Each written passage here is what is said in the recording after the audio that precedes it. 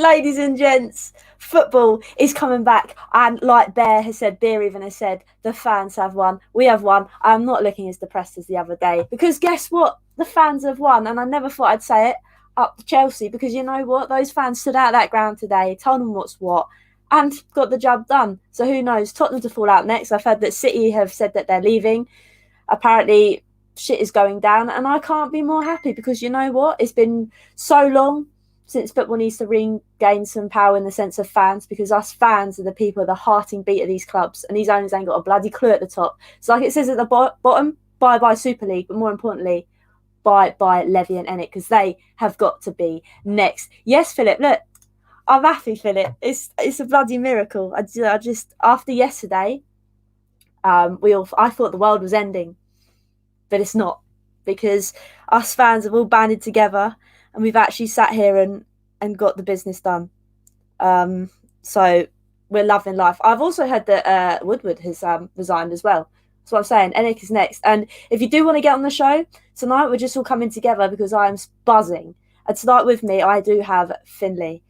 Finley, how you doing? I'm absolutely buzzing, to be fair. I feel much more of a connection to Tottenham in general instantly. I felt so happy as soon as I saw the news that Chelsea fans, were protesting outside the ground. I was like, do you know what? This could actually do something. And it's like Gary said last night on M&F, Gary Neville. He said, as soon as one goes, they all go. And obviously, look what's happened now. I mean, I've got my phone on because it's going down all the time next to me. Literally, just like, I don't think I've been on Twitter as much as I ever have been in the last 3 days. But it's just amazing, isn't it? Like, I think everyone now, especially to do with Spurs and the couple of days we've had as fans of this club, it just seems like everyone's so much happier and so much more positive. It's just unreal. It's a madness, is it? How just fans banding together. It just really shows that without fans, football is nothing. And 100%. I think those greedy owners at the top I assume they would see some backlash, but I don't think they actually realised how much passion us fans have.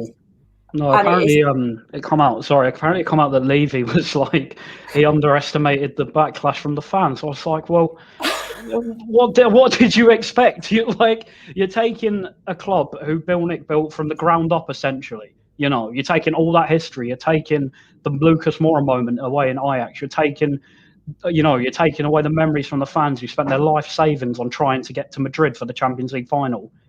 Just to take that all away for some money, and you're telling me he wasn't expecting anything. Have a day off. But that's the thing. It really shows you that although people say, "Oh no, it's Ennick's problem. Leave Levy out of it. He's just the puppet man."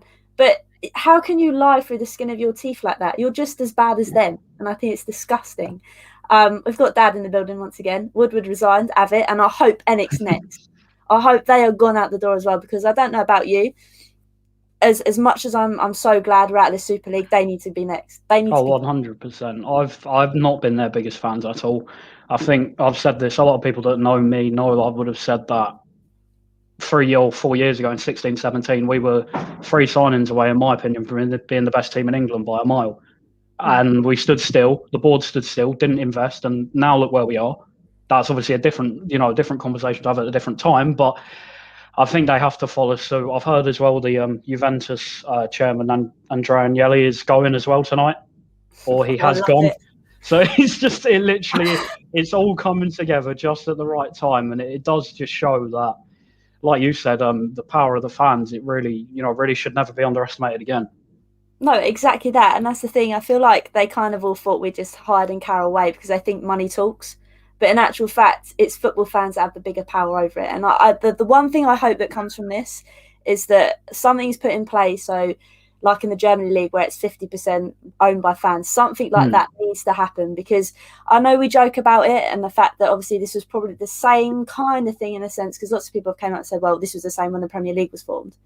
And I can kind of see what they're saying. I feel like the likes of City and that have pushed on more because of money and things like that. But in order to stop that, I definitely think that 50% of fans owning their club is 100% the way forward. What's your kind of take on it? Definitely. I think the fans have, obviously, we've seen they have such a massive say, but I think it just shows the owners literally are so out of touch. Like for we've lived through COVID and whatever for the best part of a year now. Football has been, the fans have stood by their clubs. They've still bought the shirts. They've still gone, and in Spurs' case, some might have done a skywalk.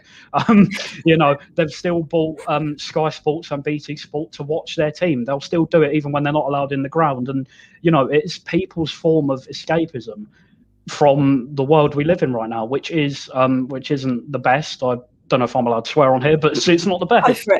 So yeah, the world's a bit shit, basically. I just think more fans need more of an input in the clubs in this country. I think it could be quite dangerous in the sense that you only sort of associate it with teams, say like AFC Wimbledon, for example, who are obviously fan owned, and Exeter City, and it's never really been trialled or happened at a top English club, but anything's got to be better than the greedy bastards running them now, surely.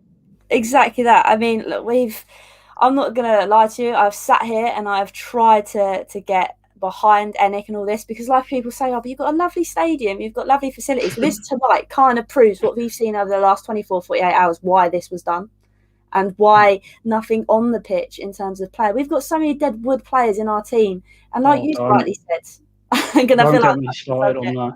No, it's gonna go. It's gonna change, but it's like Levy.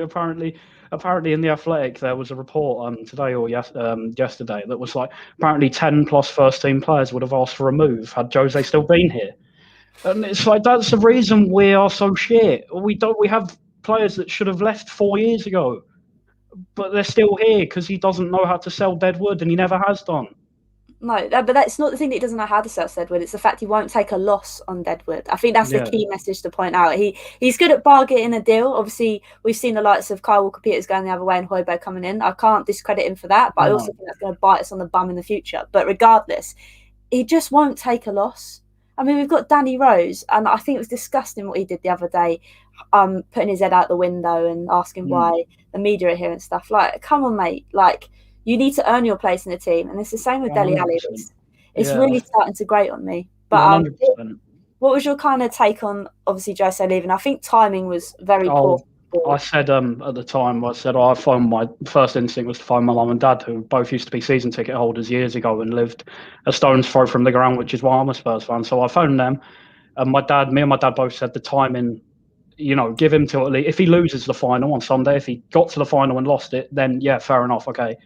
Because in essence, that's why we bought him in. We bought Jose Mourinho in because he wins one-off games of football that win you trophies. That's what he's built his career on. I didn't expect him to be here next season. I just think the timing was a little bit off. But having seen some of the candidates we want and looked at the bookies, and even watching Brian Mason's first press conference today, it still filled me with so much more positivity than I've felt towards this club in the last 6 or 7 months. And it really is amazing how one snap decision can actually do that to pretty much a whole fan base, to be honest. I know, it's just like, I love Ryan Mason. Obviously, he's Tottenham through and through. We've seen that. And I just think it was just another power play by the board, in a sense that, oh, we've dropped this big bombshell. Let's drop another one, because that splits the fan base. And let's bring in someone like Ryan Mason to bring him around again. Like, they just think we're numbers and we're going to be done by arithmetic. Like, it just blows my mind. But like you said, I'm a lot more optimistic. Obviously, this news as well coming out is making me a bit more happier. Everyone that probably saw me yesterday nearly having a breakdown, now seeing me buzzing, it's a totally different contrast. And like you said, it's amazing how some news, or like you say, a decision can just change people's morale in football. It's a madness. Obviously, that being said, what do you expect to happen against the Southampton game tomorrow? I mean, especially with all this news coming out at the moment, like, do you reckon it's going to be all over the place? It's kind of hard to digest and remember that we've actually got a football game tomorrow. It's like you watch MNF last night. It's not about the game. They're not analysing the game. My mate's a Chelsea fan. He was like, I forgot we have a game tonight. It's mental, but I think it will be interesting to see whether players like Dele and Bale get thrown straight back into the starting XI. In my opinion, to be fair, I'd quite just like to see him go, this is our best team. This is what you're all good at. Just go out and play with freedom, play like the Tottenham Hotspur that he loves as a fan and we all love watching. And 100%. obviously going to be without Kane, most likely. I think he's missing for injury, probably, which is obviously a bit of a blow. But now the squad's sort of been freed from the shackle, shall we say. You might see a lot of fans, and I might start feeling a lot more confident going into every game, because there were games where the United game, I wasn't expecting to get a result. I'll be completely honest. I was so flat about everything. It's like, oh, we're playing tonight. I'm going to have to watch it because, when Spurs are on, I don't know about you, but I can't not watch Spurs when they're on. I still put myself through it. I don't know why. I think we're all the same. But even tomorrow, it's like, oh, Spurs are on. It's something now to look forward to. And it's kind of just like I said earlier, not we both already touched on it, it's just refreshing, isn't it? But I would like to see Dele and Bale get put back in the team. If it's not tomorrow, then you play Gareth Bale in a cup final. You just do. I don't care who you are. You just pick him. Like, it is a madness how we've kind of seen things happen in this kind of way. And I don't get me wrong. Wasn't Jose in. I wasn't really Jose out. I was kind of more just going along with the flow. I was probably more leaning towards the in. But when you see him deciding not to play Bale, and obviously the toxic nature of him plus the toxic nature of the board, I'm not really, what's the word? I'm not really shocked to the way it's kind of gone down, if that makes sense. I just think the whole toxicity within that club as a whole, I mean, we touched on Deadwood players, and you've seen certain players that have come out and thanked Jose for his support, and then you've also seen players that have just completely dismissed the fact that he's there. So I don't know. It's just more. I saw something as well. It's like more youth players have thanked him than the senior players. And again, I go back to that report in The Athletic, but it said Spurs were, the players were pining for Pochettino's leadership and training sessions, for example. So let me get this straight. The same players who down tools essentially, that infamous Brighton game, I should say, where we lost 3-0. That essentially got him sacked because the players were like, oh, we can't be asked anymore. We're bored of this. And they've done the same thing to Jose. And now they're moaning. Oh, Joe. It's just an endless circle. Let's just see what does Daniel look at. I don't think seriously need to be told to look at this speeding and look at putting the budget back to money has to be shared out better all of football. I 100% agree, and I hope that this has been the turning point, because I said last night when I was very depressed that this is going to go either one of two ways. We're either going to reclaim our sport back or it's going to be lost forever. And hopefully tonight this is going to, obviously with the government on board and things like that, hopefully we can see some sort of change. But thank you for everyone for joining. Yes, I might actually get some sleep tonight. And as much as it dampens me to say that I really am going to butcher your name, but Chelsea fans tonight have really done us some good service. I can't thank them enough, and I never thought I'd ever say that, ever. Exactly. Exactly. It is a great day for football, Jag. Everyone but the Yanks and Levy are pulling out. Are you surprised about that, Hollie?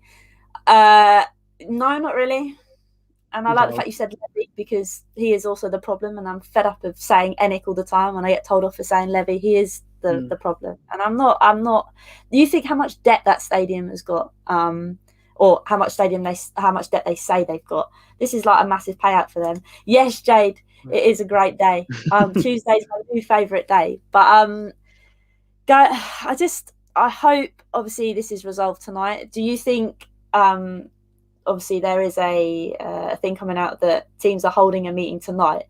Now, do you think this will all be over? Come out tomorrow, or you think it's going to be all up in the air? You'd like to think so, wouldn't you? I mean, I don't know if I couldn't sleep last night, same as the night before, and I ended up watching or translating via Twitter most of Florentino Perez's TV interview. And I'd certainly tell you something. In a really weird way, you've got to give it to that man, because he's 74 years old. He's basically just come up with the biggest plan and biggest change in football any of us have ever seen, that I've certainly seen in my lifetime. I'm only 20.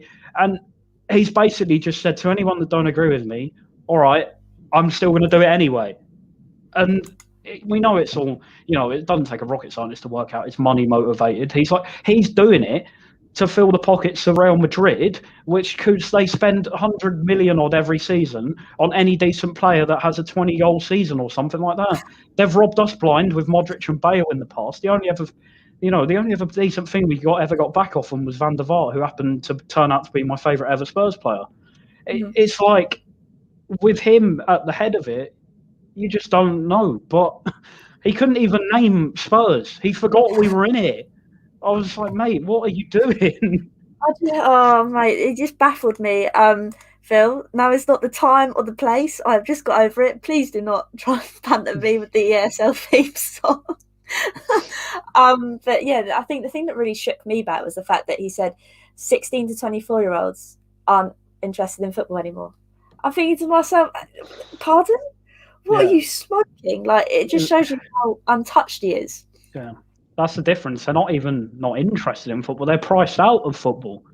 When we could go to games, I was, as I've said, I'm 20. I've got a season ticket at the Tottenham Hotspur Stadium.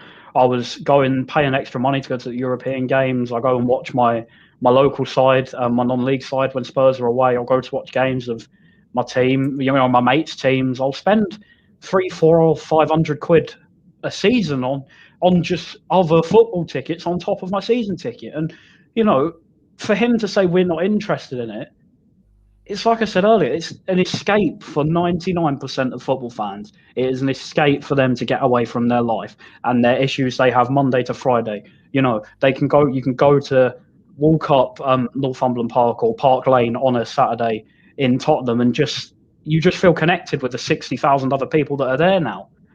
And for him to then just say that, it was just like, if you are the head of this Super League, to be that out of touch with the fans, and then it all kind of made sense because I don't know if you saw. I think I saw it on Sky mid-afternoon yesterday. I think one of the club directors said that the first thing we care about is revenue. The second thing we care about is fans, and that's where the legacy fan comment come from. And I was like, how does football come second in football? It does not make sense. It just doesn't. It just shows you that obviously these greedy eggs, as I like to call them, it would definitely go the franchise way. And like I said yesterday, if Tottenham were to stay in it, which hopefully it's looking like less likely by the hour, but if they were, I wouldn't support Tottenham anymore because that's not the club that I grew to love or I started from birth to love, if that makes sense, because the club ethos is gone. Everything about the club is in the bin. And then people say, well, who are you going to switch to? I would just stop watching football altogether. I just wouldn't bother investing my time in anything else because you can't skip teams. You can't move from one team to the other. It's just, I don't know. For me, that was the be all and end all. It was all or nothing for me, basically. Excuse the 100%. I mean, like I said, I think I've obviously, I've got a vested interest in my local team. I did volunteering there for about 4 seasons, and the 4th season we happened to get promoted. So it kind of naturally carried over. It's like, I'll carry on for another year when we get promoted. And you really fall in love with it when you're at a football club that cares about its fans. And, but my heart, everything will always lie. I've been brought up as a Tottenham fan. My dad and my mum used to live stones throw away from Spurs. My dad went to the primary school next to the old East Stand of White Hart Lane. That's how much it's in. Yeah, that's how much I'm connected, I've got a memory of him frying me up in the air when Woodgate scored against Chelsea in 2008. The night against Ajax, best night of my life, easily, bar none. And to have that just ripped away from us, it would certainly, I don't think I could have supported something that ruined football for the people who, the people who are the most to it, which are the fans, if that makes sense. I'm 100% with you. And that's the thing, like, it just wouldn't be our football club anymore. It just wouldn't be. What has someone said here? DL has said, it's no coincidence that Chelsea plus City pulled out. They remind you of it when they next fell. But what remains as bent as the banana. I mean, I am not kidding you, DL. I 100% agree with you. This is a power play between the two. And luckily for us, the Super League is falling on its knees. But again, we still need to fix this issue with UEFA and FIFA. Like, for me, it's probably going to be a question. How on earth do we try and fix this? Is it to move to the ethos of Germany? How long have you got? I mean, it probably, realistically, I think the immediate answer is the 50+1 model to get more fans in. You know, say, give, for example, the fans of FC United of Manchester, moved on from Manchester United when the Glazers come in. If they come, if the 50+1 model comes in, it will allow another new generation of fans that care about the club, that have their parents and their grandparents and their great grandparents that have been brought up around, say, in our case, N17 or in Liverpool. It will give the fans finally something to sort of go, this is our club, we can make a difference. Obviously, we have the brilliant people that Supporters Trust, which I urge everyone to sign up for if you can. I signed up yesterday. It's fantastic. And they do fantastic work. But it will finally, give them and us as fans something we feel like we have control of, rather than just leaving it in the hands of people who, like Joe Lewis, who sits in the Maldives or wherever his yacht is for probably the whole year. I think I've only seen him on Twitter and vice versa at Spurs Stadium 2-3 times. I could probably count it on a single hand, and that's not good. It's bad, isn't it? It's really bad. I just want to highlight what Peter has said here. I know there's lots going on in the chat at the moment. I will try and keep up. He's an Everton fan. I feel like I can still feel passionate about my club after all this. How are you guys and fans of other clubs involved going to look at your clubs if this ends, the clubs pull out? For me, I don't care if they push us or chuck us down to whatever league they want to, because at the end of the day, our owners have done this and we deserve to be punished for it. Not fans and players, but I'm saying this is what needs to be done to urge other teams not to do anything like this in the future. We need to make a stand against it. So for me, I will still support the club if they're in any league within English football, but it needs to happen. It needs to happen for me. What are your takes on it, Finley? Definitely. I think for most fans, you're like I was saying earlier, with sort of coming to the end of Jose's reign as well. In my opinion, I know it's the case for most of my friends that are Spurs fans, we're never not going to watch Spurs when we're on. There'll always be something that will go, oh, I'll just put this on because I watched last week. I might as well put up with it till the end of the season, until May. And then we get a nice 3 months off from Spurs and we can all unify over England. I would have still watched us if we were in the Isthmian Premier League, for example, because Tottenham are my club. I can't just rip something away. I was planning to go to the protest tomorrow, and you see all the people complaining about like no COVID restrictions and whatever. I cannot, for me personally, I cannot let something that I've had pretty much a 15-year association with in my life, that I speak about Spurs every day. I can't just give up on that. I can't let that die. There's no way. I'm 100% with you. Dad has said, I thought you were jumping off the chairs. I have, Dad. I'm trying to have a discussion here, mate. But it has seemed that all 6 clubs have now actually come out of the ESL. I haven't actually checked my phone, but I am reassured that Dad is probably reporting on good facts, Agenbar media in the house. But other from that, I mean, if this is true, I will be off the wall. Adam has also said that Stan Collymore has said that a club is up for sale. Now, I am hoping to God, if he's up there, that it is ENIC that will be selling this club, because I don't know about you. Could you imagine? It would be. I said this earlier in a tweet. I was like, imagine if this backfires on ENIC and Levy. They lose their pride, their dignity. I mean, not for the club, but for themselves, because they are like probably the most hated men with those other 5 in football at the moment. And for them to then have to probably sell out their club because they're hated by the fans, they're hated by football fans in general. And then for them to probably have to go down all the leagues after trying to pull a massive power shift.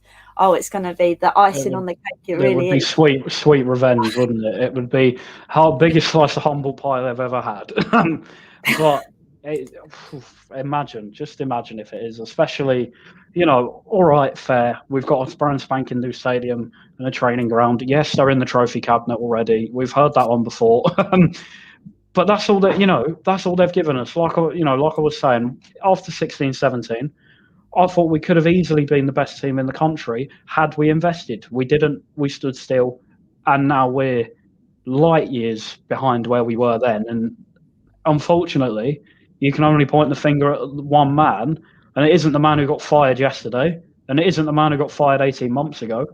And it isn't the man who's currently in the hot seat today. It's the person above him. But this is the thing, it's always been a running theme, and it really frustrates me that so many people haven't seen this. I think there's a select few, there's obviously a lot more people now because they've actually married up the point to the fact that they've been here this whole time and they have been the downfall of nearly everything, let's so to speak. They pretty much have. And the fact that you said, obviously, they didn't invest in the team. They decided to invest in infrastructure and thing, which kind of leads into this point that the fact that this Super League they were gearing up for a very long time, it seems. Because all of the big six that were included in that, you look at the Emirates, and I know we laugh and joke about it and it's a shithole and all that, but it's a big stadium. You look at Man United, that's a big, all these stadiums are massive. We didn't necessarily have to move out of White Hart Lane, but we did it anyway to create a big stadium. Like, it just all marries up and things. And this is another thing that really frustrates me. They say they're good businessmen because of the infrastructure they've made, but good businessmen take risks. They haven't taken any risks in our football team whatsoever. Well, they took a risk with Jose, and that backfired massively. That's the only risk I can even think of. But I wouldn't even class that as a risk because they thought they were guaranteed silverware. Yeah. I wouldn't even class that as a risk. I class that as a safe option. It was the short term. He went for the short term thing of Mourinho maybe get top 4, get a trophy after 18 months. Yes, albeit he's had to battle through these unprecedented times and whatever. He's got none of that, and we're back at square one again. I could go on for hours about this. I really could. It's a madness, isn't it? I'm just so happy that things are actually working out for the greater good, so to speak. I mean, that's the quality content. I mean, I can pack his bags and stuff. Oh, no, that's the wrong content. Where is it? Where's the one you wrote, Dad? You've complete... Oh, here it is. Enick was seen at Gat with a suitcase full of cash. Hopefully Levy was in it. I mean, yeah, Shiny Ed would probably fit in it, to be honest. This is the thing. I'm so happy. Like I said, it broke me the last 48 hours. Generally broke me. And now I'm over the moon. Completely over the moon. I have to agree with you. I think I was laying in bed on Sunday night or last night, and because I'm currently trying to juggle with being a Spurs fan with finishing my 3rd year at uni. I finish in less than a month. So it's stressful anyway. But to then have football pretty much nearly die and be put into, the hands of these greedy bastards that just want to write for the money, it takes it out of you, doesn't it? It really sort of does make you realise that when, hopefully, God forbid, in August, fans can be back in the Tottenham Hotspur Stadium at full capacity or whatever, we will never, or I will certainly never take moments like that for granted ever again. I'll treasure every single Spurs game I get to go to from now on, and I know that's going to be the same for a lot of people. I 100% agree with you. That's the thing. I think something like this major had to happen, and I think was it what's his name, Arsene Wenger, that was saying he could see this 10 years ago. Yeah. And that's the thing. I think, like I said the other day, it was a crossroads. I feel like in hindsight, this had to happen. This power shift had to happen to actually save football in general. It was going to happen with or without Tottenham Hotspur, unfortunately, at some point. So in a way, there is actual testament. We were only in the Champions League for the first time 11 seasons ago. So the fact we're even in this conversation, I mean, we know we'll get battered about every week because we're not very good at football. But the fact we're even in this conversation of being the apparent 12 best teams in Europe, in a way is testament to the board. But it's like you were saying earlier, Wenger said in 2009 that, it'll be in 10 years. When did our stadium planning proof get granted? 2009. And there was this thing as well with Ed Woodward and Man United, that he used to work for JP Morgan, and then he helped the Glazers acquire Man United in 2005. And JP Morgan were going to be the ones financing this JP Morgan Cup, which is my new favourite thing in the whole world. It all lined up, didn't it? It all lined up. It was going to all come together at some point, and it just happened to be the last couple of days that it did all crash together. To be honest with you, I'm kind of glad we were in it now, because if it means Enick are going, I'll take the turmoil of the last 48 hours if they're going and packing their bags. I mean, I'm all for it.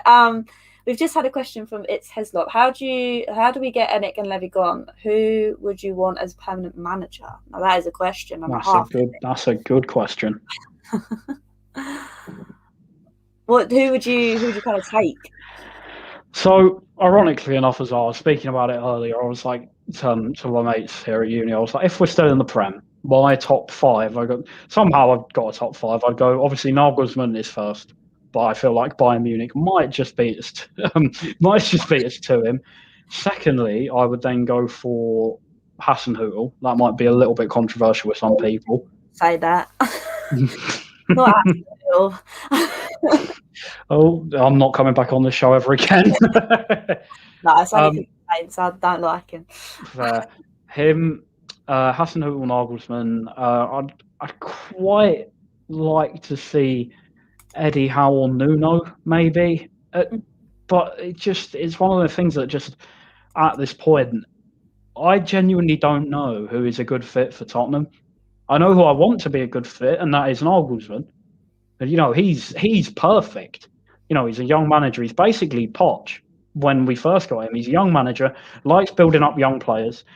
He's already got a superstar, one of the best strikers, if not the best striker in the world, Kane, if he stays. He's already got Son. He's already got Ndombele, Lloris, if he stays, Alderweireld, if he stays. He's got that established squad. He's obviously got Skip coming back from a very, very fruitful loan period at Norwich. Dane Scarlett, Alfie Devine, all these promising Tanganga, Joe Rodon, all these promising young players we have that he can, he fits the profile to develop those players. But if we can't get him, then that's for me where the problems start. Because for me, if we can't get him, I don't know who else I'd want. I really don't. It's a tough one as well. I think there's so many different things flying around the air at the moment. Obviously, there was so many different rumours. I don't even know who I'd look to be honest. It's just a madness. Like you said, it'll be a whole different story if Enick do go. I will be much happier bringing in a project manager, because if we get someone in that's going to back the manager, like we should have done with Poch, who knows what could happen. I might just have to. I'm sorry, I said I keep my phone on. Apparently now the Glazers are now contemplating selling Manchester United. Oh, we're living lavish, boys. What's going on? Implode, ladies and gents. What is going on? I've just got that off that Madrid Zone Twitter account that have basically been on Twitter for 24 hours of the last 24 hours. So that's basically where I've just seen it. But what is going on? Seriously. I'm just over the moon, man. This is what we've needed for a bloody long time. I just want to quickly go back to what KC said. Obviously, I do have. I think you'll have a big say on this as well, Finley. With the women's side of the game, I also saw in the out brief of what the Super League was going to be that Women Super League was going to form as well. And when I saw that, I was obviously like, oh, brilliant. So Barclays and the WSL have worked so hard to marry it up with the formation of the men's game to it then completely go. Yeah. Like, I know you're hot on your women's football as well. So for you, Finny, what was your take when you saw the blueprint of what they were going to do? It was obviously 10 years this year of the WSL, which is sort of, it's a mammoth achievement, really, especially even for Spurs ladies. Like, we're playing down at Cheshunt Football Club and the manager was signing players in her car, in the car park on her phone 4 years ago. And, we've had Alex Morgan play for us, arguably the biggest women's player in the world.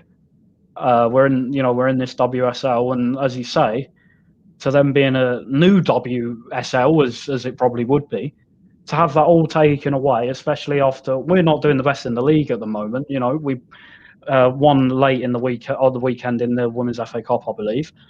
It's fun, wasn't it? Yeah, to kind of sort of just rip that all up, and again, Man United have come into the women's. This isn't. I haven't got anything against Man United, but I do now. I didn't beforehand, but they've come into the women's league, and because they've got the most money, or nearly the most money, slightly less than Chelsea and Manchester City in that league, they've gone above Spurs ladies who've had to work where they got to. United in 2 years have gone, oh hello, we're here, and now we're going to finish third every year because we've got the third most money.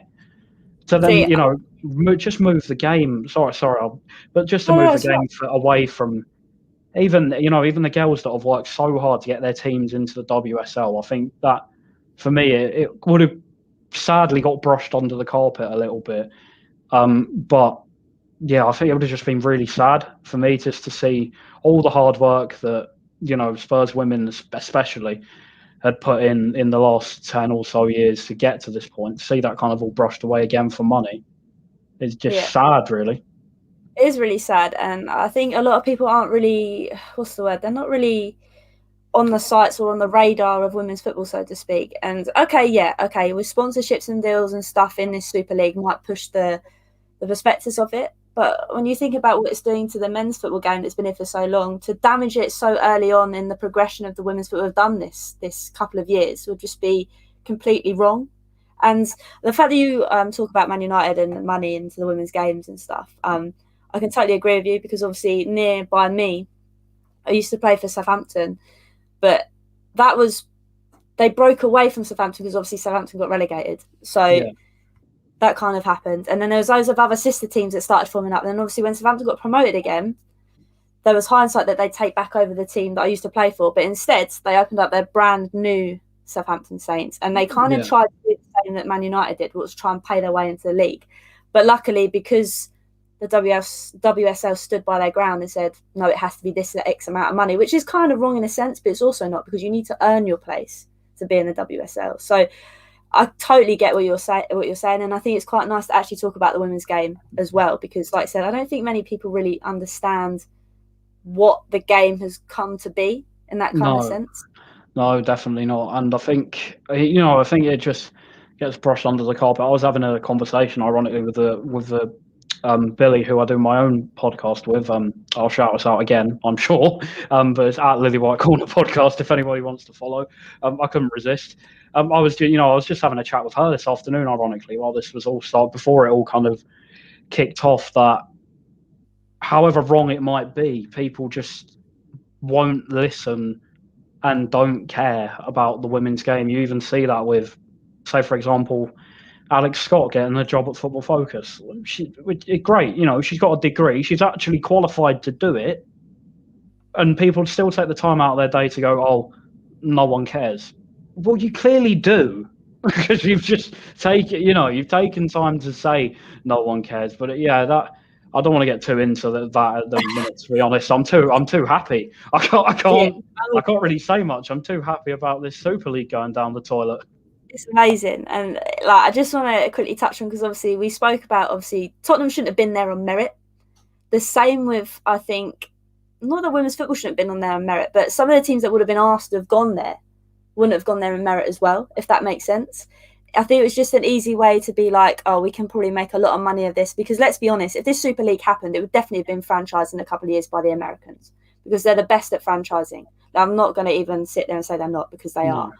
And I think that was the big worrying factor for me, was the sense that not only would I lose the franchising, you lose football for the men's side, I'd also then start to lose football for the women's side.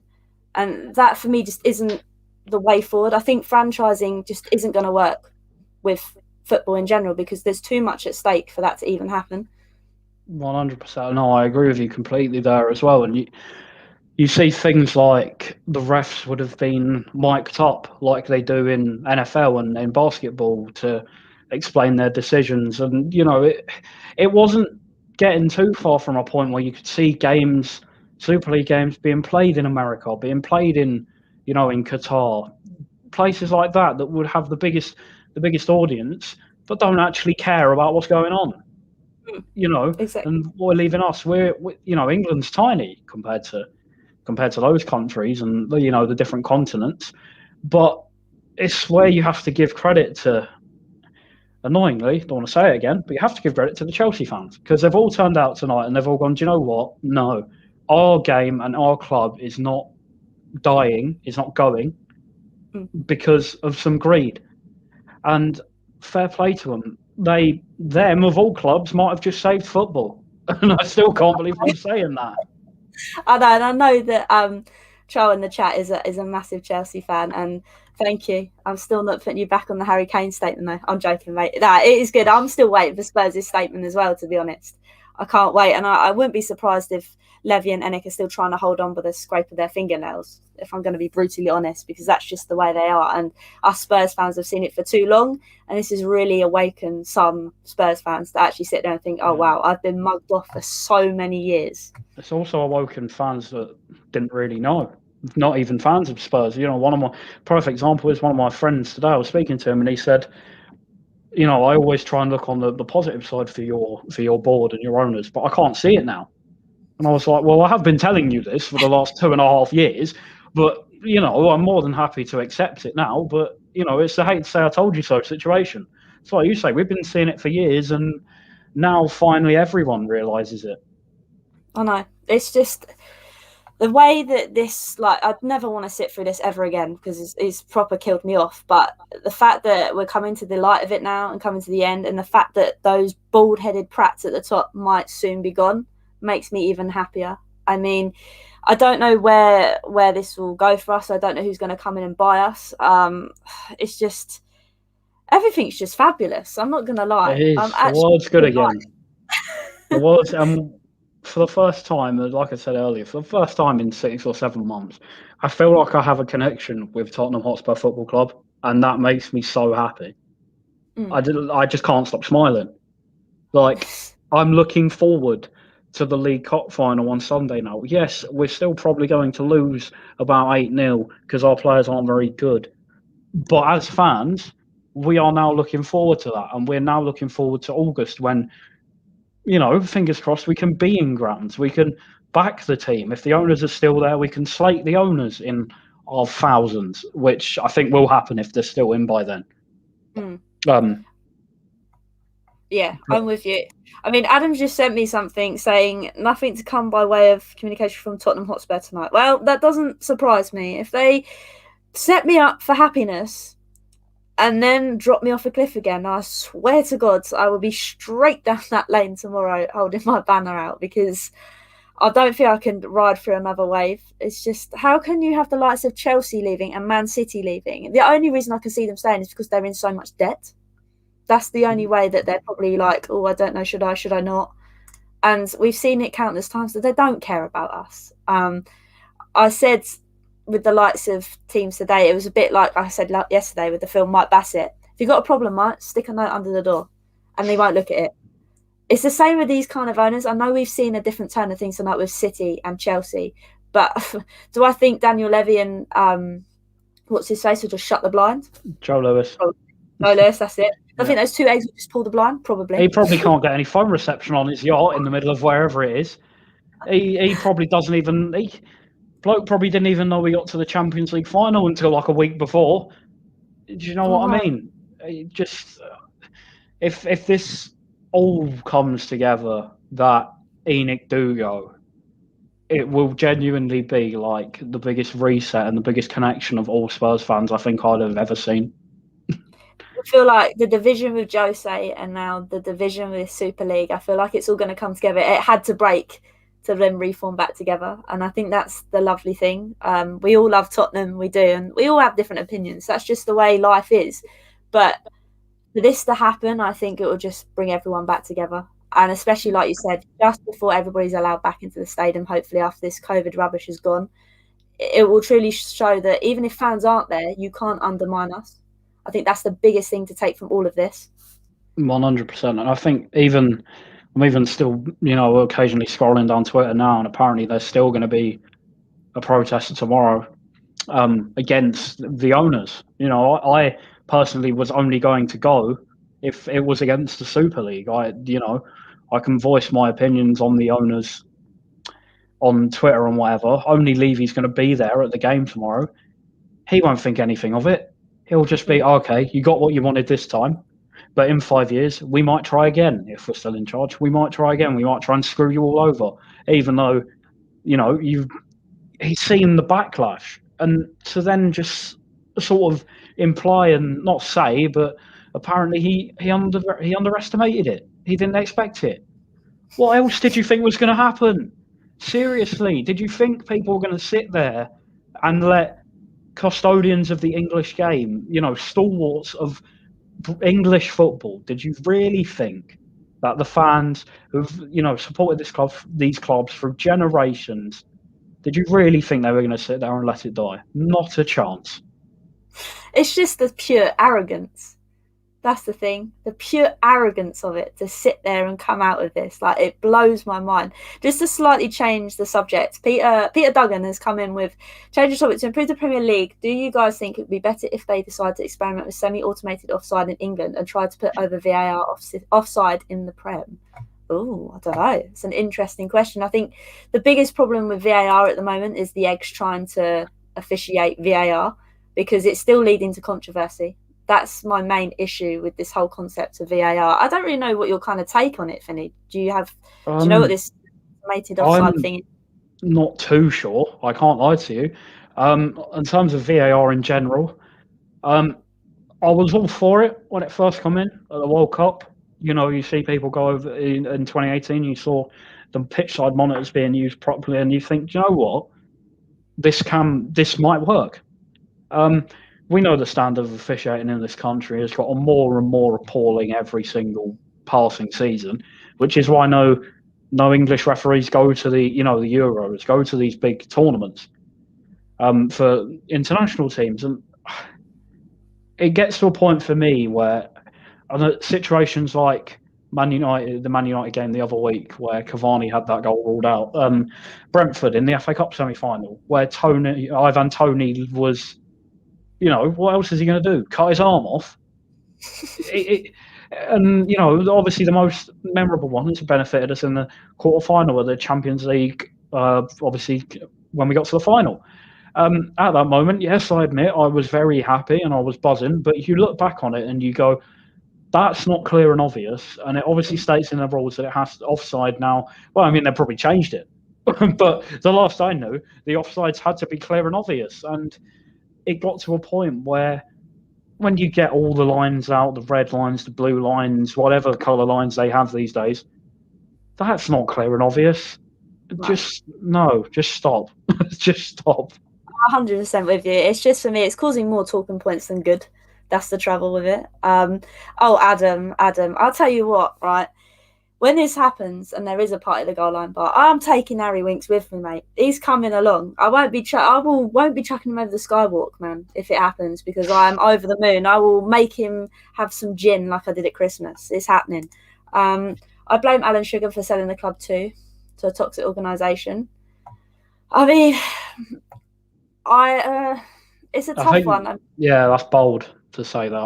I believe, because what I've read is basically, and what I've learned, obviously I wasn't around, and what I've learned off my parents, who were season ticket holders at the time, that we were basically staring administration head first.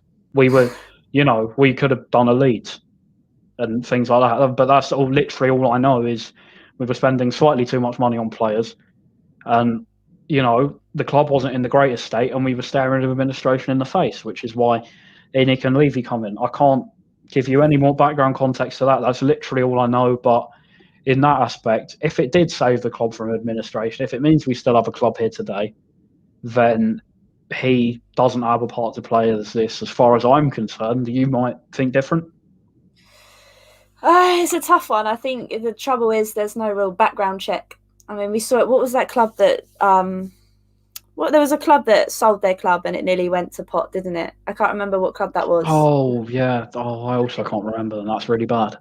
That's the thing. There was kind of like background check. I think that's the trouble. And like I say, hopefully with this football coming to a point tonight with this Super League, hopefully stuff like this is going to be thought about, because we've seen these owners get too powerful. Maybe some sort of background check is the way forward. And like you said, I can't really comment on Alan Sugar because, again, I don't know enough about it. Sadly, I'm too young, but it's difficult. I think hindsight is a wonderful thing, and I think for us, I think we use it to our advantage sometimes in these kind of topical debates, because under Enoch, we can see that it's been quite successful in some aspects, but in the football side, not so much necessarily.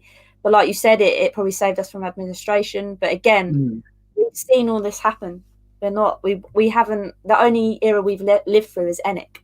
Exactly. We haven't lived any different. I think that's all we know. And you get people saying, you know, and you see tweets and, you know, on Spurs Facebook, which is sometimes a very dark place. You see people saying, "Oh, I lived through the '80s and I lived through, you know, the '90s when we were much worse than this. All you've known is, you know, is top four, is having a stadium, is having a sustainable club. That's the point. That's all we know. And if we're not happy with it, we're just as much allowed to have an opinion as someone who's 40, 50, 60. You know, I think, just because I'm 20 years old doesn't mean I'm like, you know, it's all we know, like you say. and that's the thing as well. I've seen a lot of point scoring, and I think that's the thing that's really like pushed me down the scale on the fact that we've been so split on Jose. We've been so, I mean, some fans have been split on this. Not a lot of fans, but some people are behind the Super League, and I think that's the problem with the society we're in today. It's probably going a bit off topic. With the society we're in today, people like point scoring rather than actually hitting the nail on the head and going straight to the thing that's causing this point scoring. That's the problem for me. And I just hope today, like I said, like I don't want to dampen the mood, but like it's party time. And like Beer said, I deserve a gin. I'm having more than the gin, trust me. I'm surprised you haven't got one in your hand right now. It's true. I mean, it is a school night. I don't think the kids. I mean, I can go back tomorrow. A funny story, actually. I call Tottenham the chickens just because they're like, "Oh, what's that on your coat, Miss Ackerman?" I'm like, "It's a chicken." And they were asking me today about Tottenham and stuff because obviously I work in Southampton and they're all Saints fans. And they're like, "Oh, why do you look sad, Miss Ackerman?" I was like, "I don't like the chickens anymore." They're like, "Oh, how come?" And I was like, "Because the greedy people that own my club aren't no, what did I say? The people that own my club are greedy." And they're like, "Oh, that's not very nice." Like 6-year-olds understand that that's not very nice. Do you know what I mean? It's Like, perfect. It literally, it's like I thought at the point I read the tweet and I was like, that's what I replied. I'm pretty sure I replied something similar. It's like, if 6-year-olds understand it, but the actual people that are fronting this ESL thing can't, then we're in trouble. We are they in are. serious trouble. Oh man, it just made me giggle. And I think sometimes like having a conversation with a 6-year-old, it really puts like life in perspective for you. Like you think yourself, you're so not naive, but they just got such a fresh mind. It is so funny. That's just put Mr. Mark Agenbar in the comments right now with the media.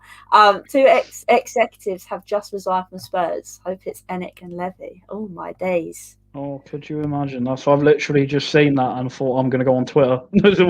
What's happening? I love Twitter, man. It's the source of all good Well, news. I'm getting that Agnelli's left Juventus as well, so that apparently happened now. Oh, I can't. The English clubs have apparently all officially left the ESL. So Oh, is that the money team saving football going to money? Oh, Adam, it's a beautiful sight. The stars have aligned. The stars have aligned. It's a good moment. Oh, here's Peter back with his discussion about semi-automated offside. Uses 3D mapping cameras to track the player's whole body, including limbs, and the computer automatically puts down the line with more accuracy due to 3D mapping instead of VAR. Oh, I mean that would stop controversy. Really interesting. That genuinely sounds really interesting. Hey, how do you know this? How have you looked into this? Have you seen things? Because I've generally never even heard of it or thought of it. To be honest, it's a very interesting conversation. We did it. We did up the fans. Fuck you, Perez. Perez, fuck you. What's this? What's Tony said? Look at the transfers. We could have had it all could have done major signings, but the board didn't want to pay full price and they bottled it. They didn't want to pay full price for anything. He would have given a 99p flake and £2. He would have discounted himself for the Skywalk.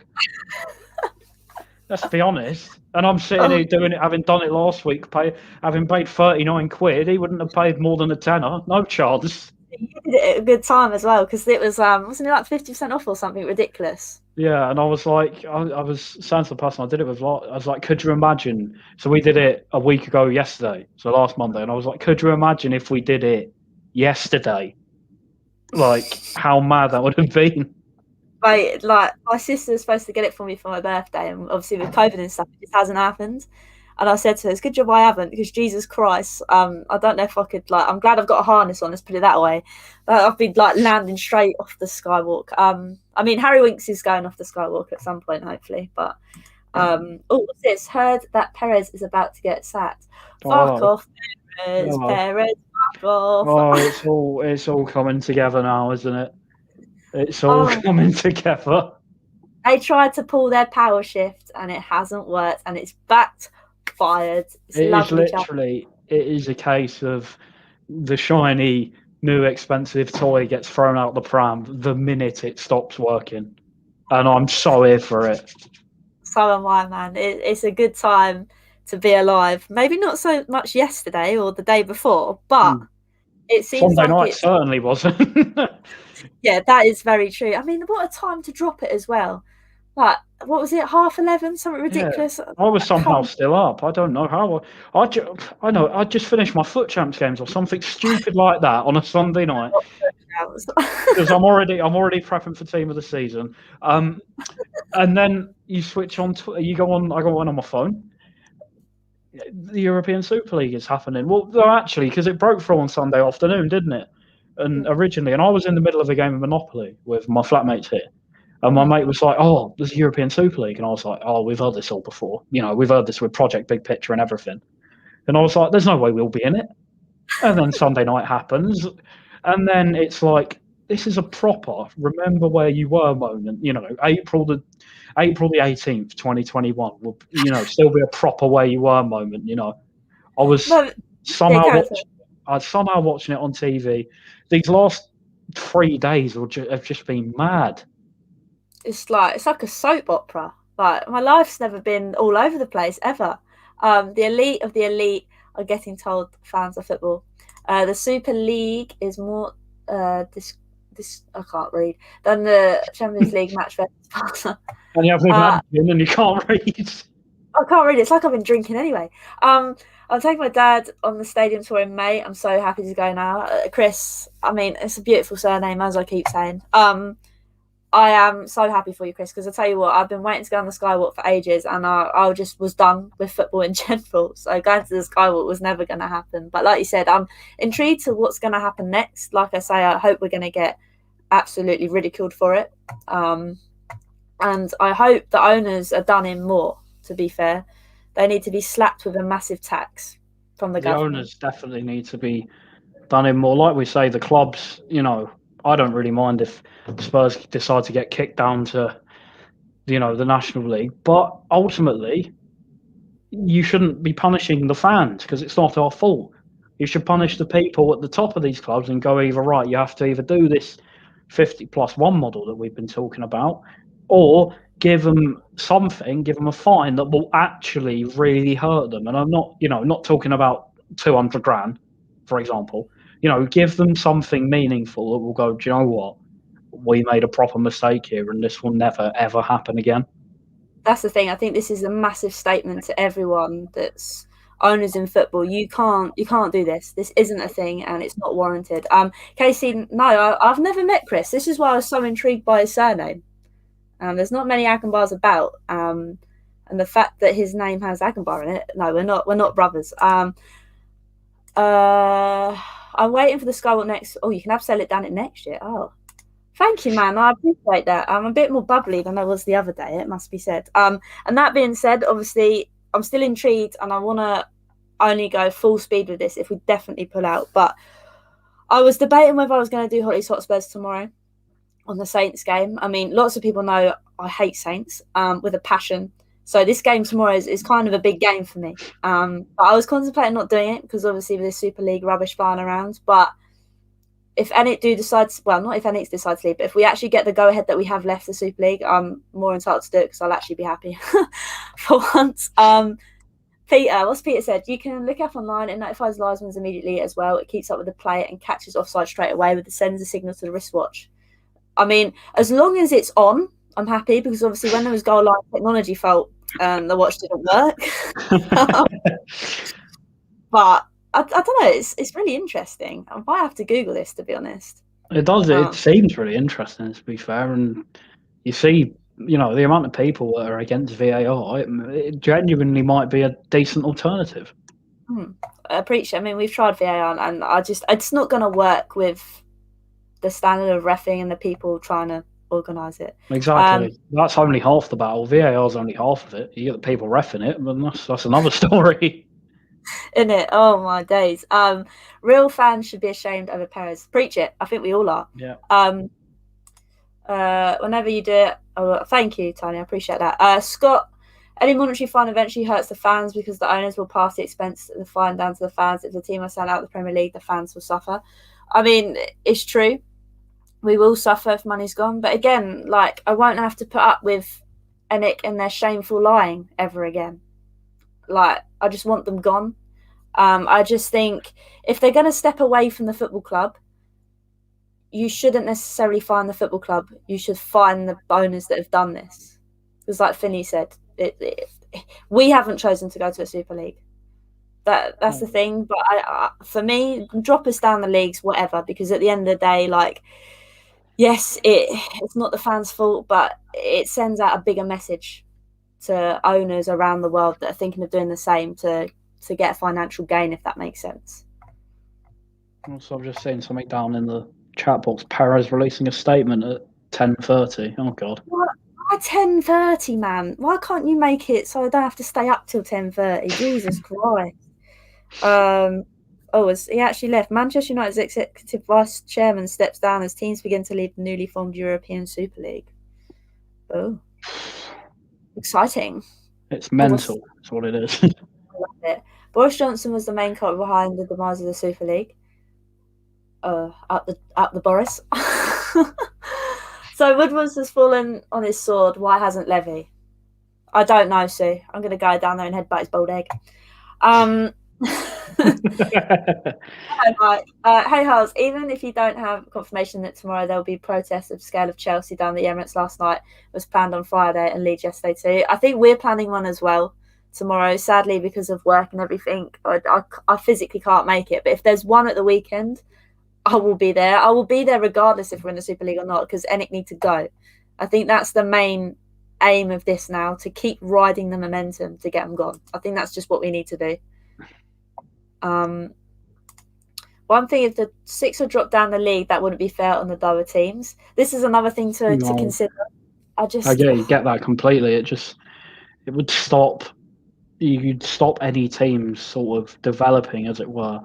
You know, you'd stop your Sunderland and Bolton and teams like that getting back up into the Prem until they're all gone at least 2 divisions higher again. I just think it would inadvertently affect teams maybe even more.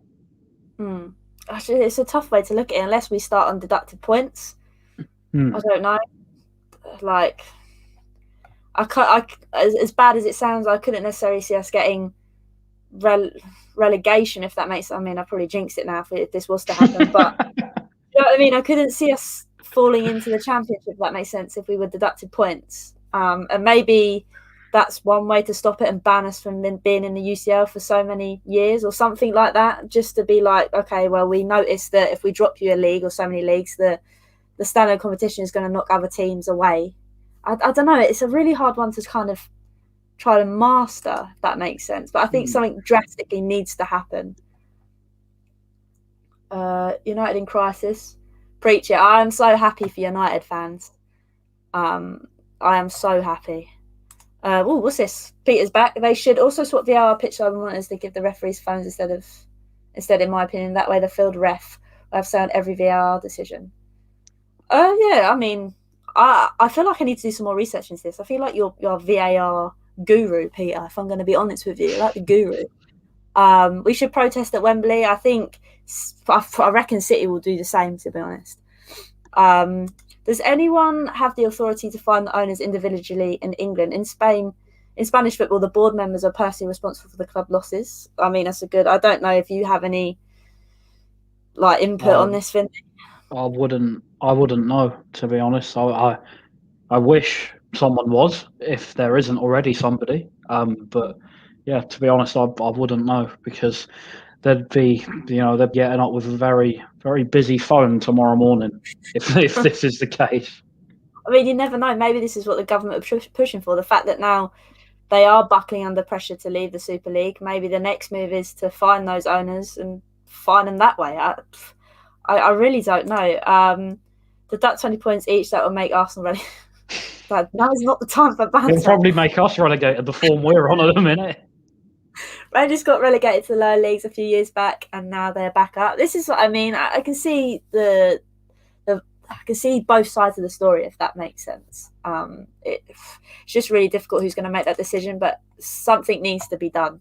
I really want to go to Isles on Friday. I'm not sure how many people are actually going to be there yet. What's the details there? But if I can, I'll be there. This is the same with me. If I can get there, I'll be there. I mean, tomorrow's out of the question, but come the weekends, I'm all for it. Because like I said, football is pretty much my life.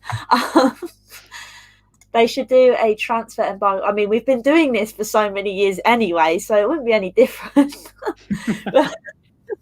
So I won't feel any different in that kind of thing. Glazers don't have any more. They're a bit like Barca and Madrid, bankrupt. That all the else was based on bloody greed. I preach it. I'm pretty sure the Super League expected war against FIFA and UEFA, but they didn't expect reaction from fans. No, because they're just deluded big heads. That's the trouble. They think money can do all their talking. That's the trouble with them. But like I say, I'm just so happy, Finley. I'm just so happy. It's hard to all take in, isn't it? You can't not, you can't not be happy that we are out of this. Hopefully, fingers crossed, come tomorrow morning, you wake up, before you go into school, before I log on to my online lessons, which I've been doing all year, I'll wake up feeling happy that we'll be out. We're out of this mess, and you can actually look forward to the game against Southampton and the cup final, rather than sitting there thinking, what does it mean if we get a result tonight? Where do we finish? What does it mean for us next year? What league are we going to be in? And now it looks like we're going to still be in the Prem. You can feel excited about the League Cup final. And could you just imagine if this whole fairy tale week gets rounded off on Sunday, when Ryan Mason leads his boyhood team out at Wembley as manager, the club's youngest ever manager, in a cup final, and then we somehow win? Could you imagine how we'd feel? Oh, mate, I wouldn't know. It'd be the second trophy I've ever witnessed happen, ever. I don't even remember the first one. I barely remember it. It's just, oh man, like, I don't know. It's just a matter, like I say, they sucked the energy out of me the last 2 days. To then hear this news tonight, I was like, right, I'm going out. I'm buying a big packet of crisps. I'm eating them all. That is me done for the evening. I am happy. It's just, no, Mike, use the Audi Cup as banter. No, I saw the League Cup, all right, Mike? The League Cup. But yeah, no, I'm just so happy. Like I said, all the stars would be aligning. The fact that Enoch would be banished without the Super League. There's a bit more, what's the word? Certainty about next season, in a sense. And like I said, we've got Ryan Mason in that's going to lead his boyhood club out. It's just a miracle. I don't know how we've managed to start the week on such a low to now slowly coming out of it. And it's only Tuesday. That's the thing. It's only Tuesday. As I was saying yesterday, it's news Mourinho had been sacked after all of this ESL stuff had come out the night before. It wasn't even midday. It's like we didn't know what was going to happen in the next 10 minutes, let alone the next 2 weeks or, at the time, however long we thought it was going to run on for. It's crazy. I'm 100%. I've always just called it the League Cup. Yeah, it was a Carling Cup back then, I think it was. Yeah.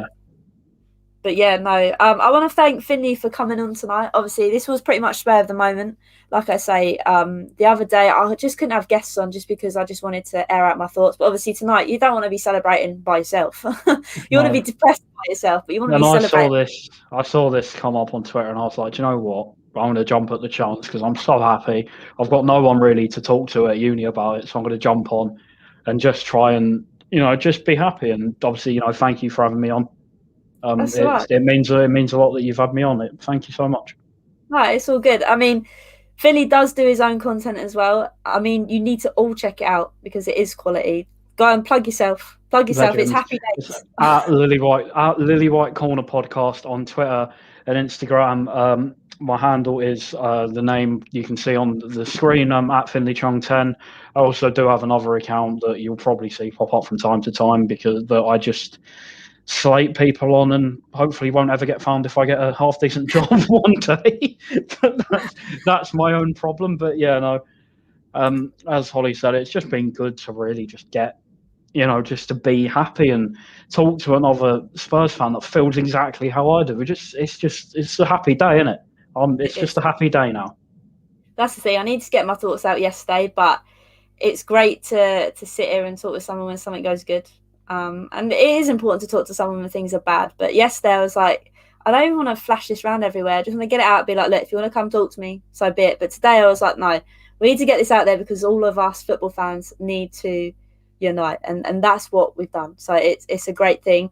And DL, well done both. Great. Thank you. No, Cheers. Thank you. Thank you very much, everyone. And we'll definitely have Finley on again before the end of the season now that football's not dead. So it's a great... I didn't ruin it. Get in. There you go. Mr. Mark Agenbright in the house has said chairman available Finley at Spurs. I'll get on it, mate. Don't worry. I'll finish uni in less than a month. I'll be straight on it. Don't you worry. But thanks again for everyone that has managed to witness this. If you are watching this after last finished, let me know your thoughts in the comments below. Today is a happy day for football after this whole mess. But until next time, come on you Spurs.